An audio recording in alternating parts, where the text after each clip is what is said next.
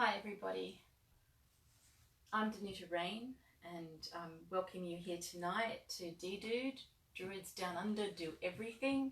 I'd like to thank Julie and the team for having me here again, and I'm welcoming you to Crafting Your Cauldron.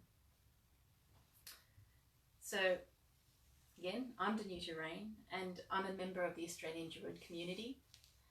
As an Ovate in the order of Bards, Ovates and Druids, I helped create Druid Pilgrim, which is a Facebook group dedicated to the transformative power of Druidry and pilgrimage. And as a doctor of creative writing, I have created my creative life, where I engage with people to impart lifestyle wisdom and encourage people to learn new ways of participating in the world.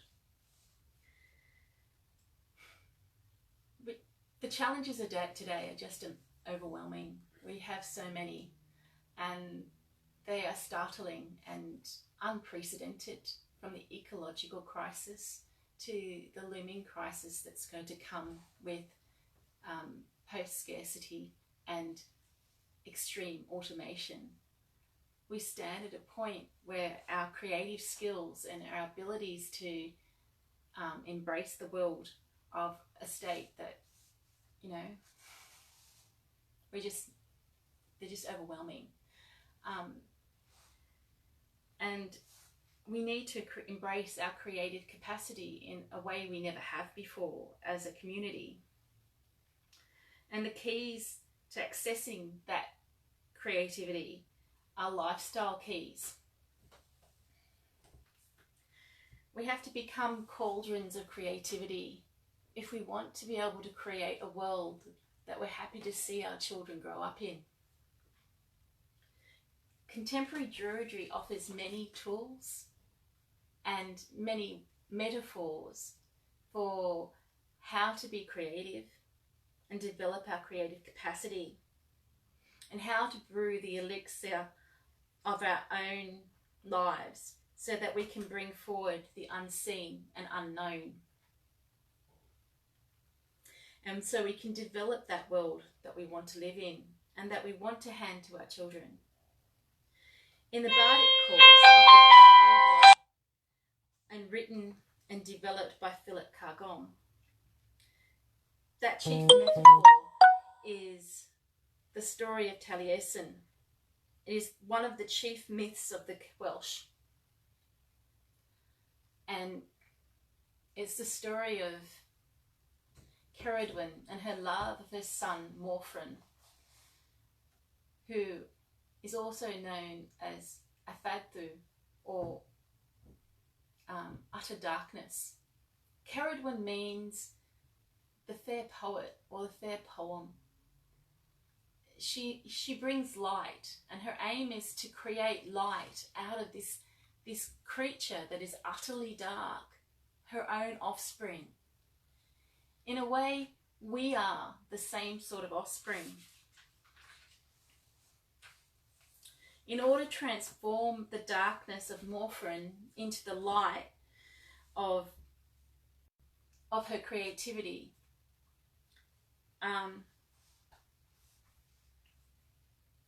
she has to create a potion from herbs and flowers that are picked and gathered at the correct time.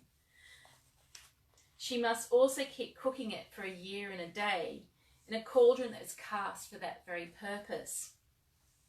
It might be interesting here to think about Cauldron and sacred pilgrimage with her trip to see the Feralt. And it might also be interesting here to think about this whole myth in the way that other people do, and many bards have, in the story of Guyon Bark transforming into Taliesin. But I want you to think about it differently today. I want you to think about the part of the myth where the cauldron is cast and the role of the cauldron. So rather than think about the end product of the radiant brow, I want you to think about what's required to contain a potion that can transform utter darkness into Taliesin in the end. Because whether it was Guion Bark that took the drops or it ended up with Morphrin, the intention of this potion was to turn her son, the utterly dark one, into the wisest man in the world. In a way, we are all that darkness. And in a way, we are all that poet of light. In a way, we are the fair and innocent Guion Bark. We are stirring the cauldron and listening to the wise words of our elders for a year and a day. And we are the one who accidentally takes the drops.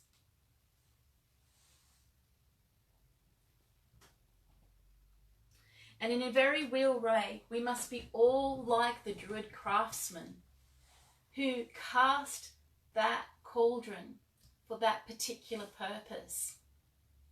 We have to construct lives that can contain the raw matter of our souls and our minds and our beings, and transform the unseen and unknown of us into something that can come out and transform the world around us.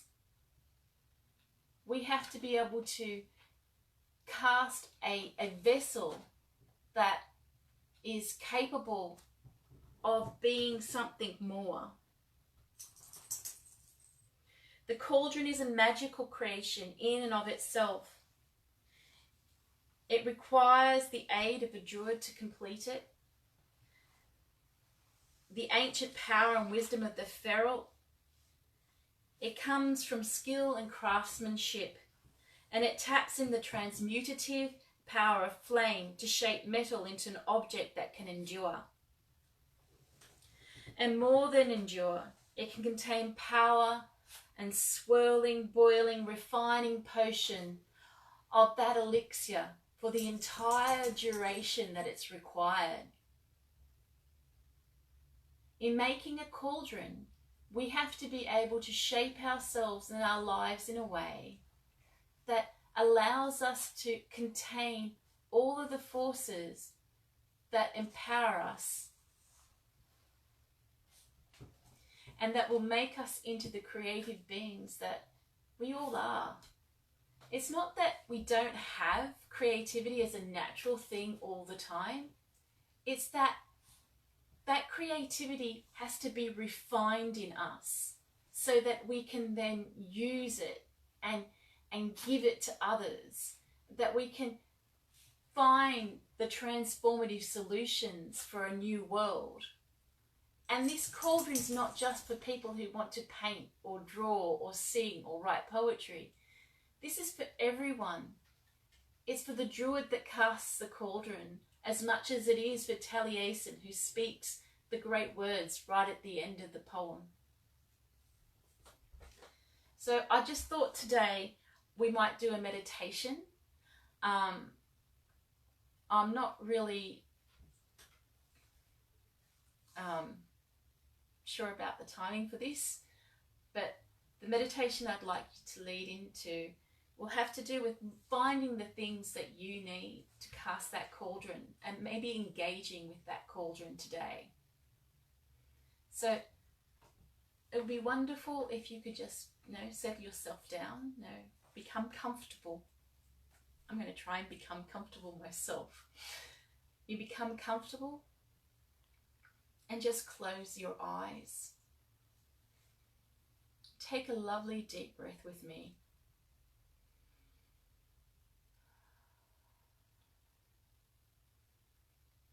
As you breathe out, feel a weight expire from you and feel yourself slightly sink further into your chair. Let's breathe again.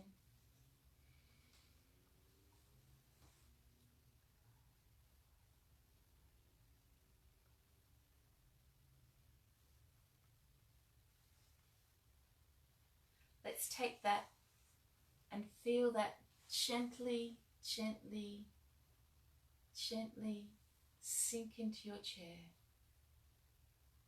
Feel relaxed. Feel yourself quiet.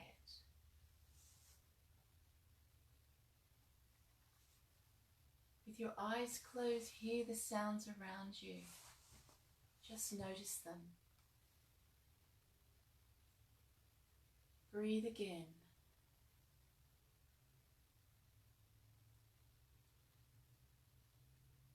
I want to take you to a quiet place. You can feel your feet. Breathe.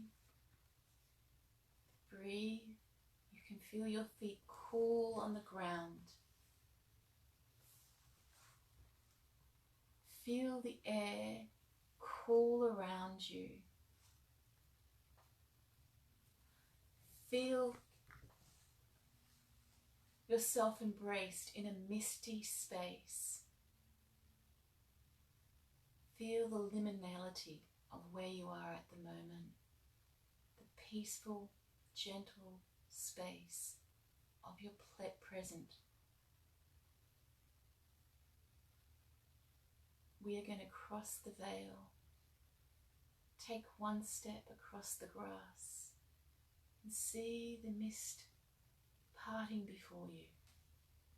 Take another step and it parts before you again. With a third step, you see the great Lake Bala ahead of you. And beside you is this woman, this beautiful woman, Cauldron. And to look at her, you see the intense love in her eyes. She speaks to you. And she says, I am going to the great Druid craftsman up on the mountain, and I am going to have a cauldron cast for this wonderful potion of Arwen that I am completing at this moment. I am going to complete this beautiful potion. And you go, I will travel with you. And together you walk with Cauldron up the mountain. And as you go, she asks you, what is it that you want more than anything in the world? What is it that you are here to create? Because in walking up that mountain, that voice answers from your heart and says the thing that you're here for, the thing you will create. She tells you that the craftsman up the mountain is an amazing craftsman, a great Druid, and he can make all manner of vessels for whatever potion that you need to make, for whatever great magical work you need to do.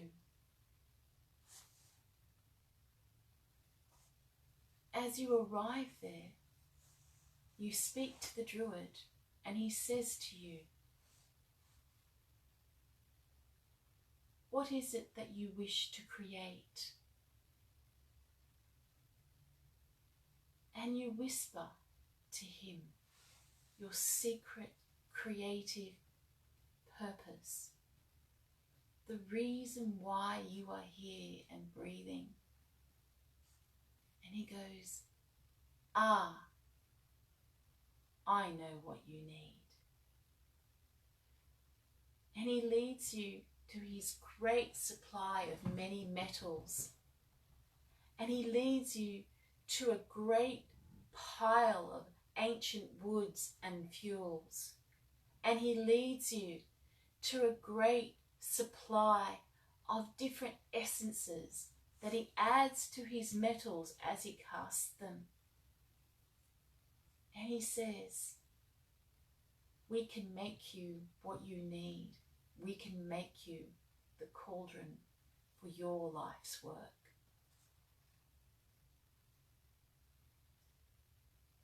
And he holds you there in that moment, knowing what needs to be done. And you look at the metals and he goes, perhaps you would like this metal or this one. When you think of the metal of your work, what metal do you choose? What will contain you? As you stand with the Druid for a moment, hear what he has to say.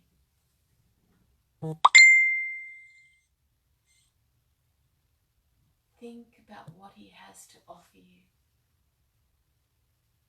What metal do you choose? When he takes you to the great supply of woods and fuels for the furnace, and he says, these are the fuels that will fire the metal that you have chosen. Which one do you think we should use?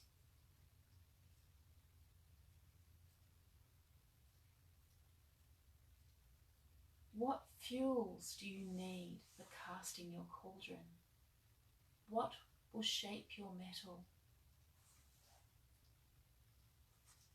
What will bring you forward?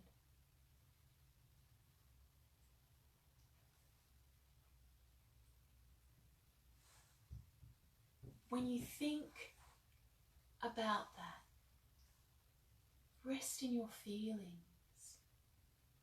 Hear his voice.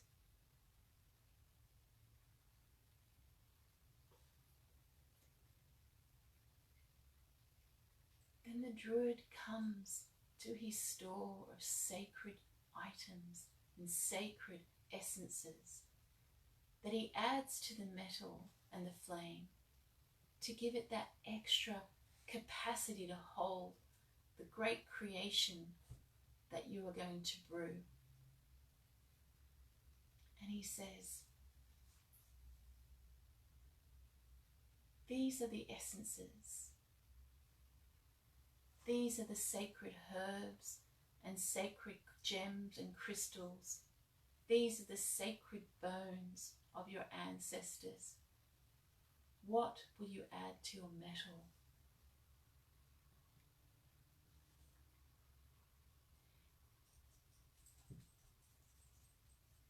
You stand there beside Cauldron and you listen to this man.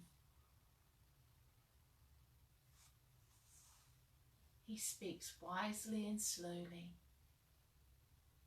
What rises from your heart?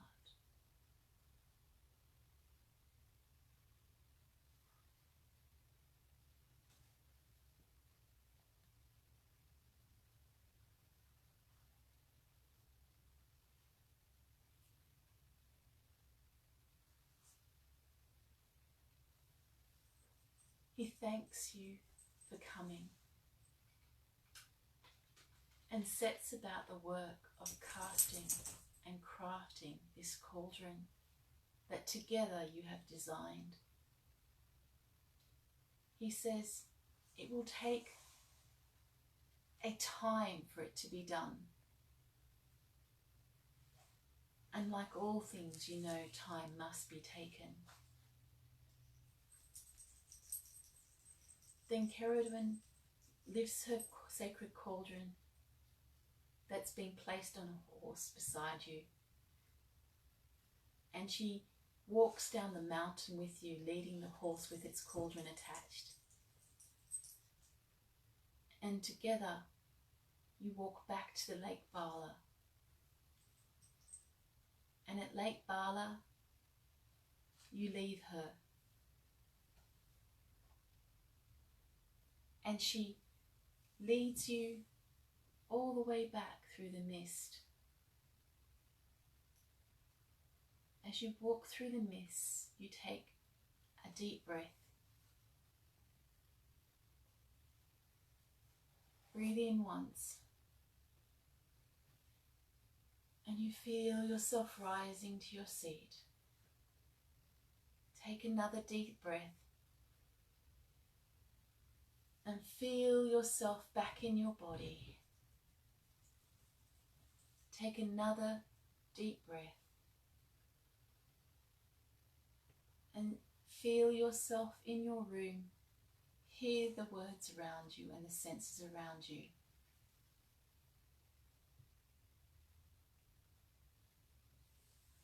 I hope that meditation helped you in understanding what you could craft a cauldron for yourself from your own life. The lives we create and the cauldrons we cast to hold us in those lives are immensely important. It takes a while to actually think about it in a way that is intentional, and actually to understand the things that we need to be the people that we need to be. But I really hope that you've enjoyed working with me today, and I want to thank Julie and the team at Druids Down Under and for DDUDE, and thank you so much. I'm Danuta Raine, and I hope to be able to speak to you again.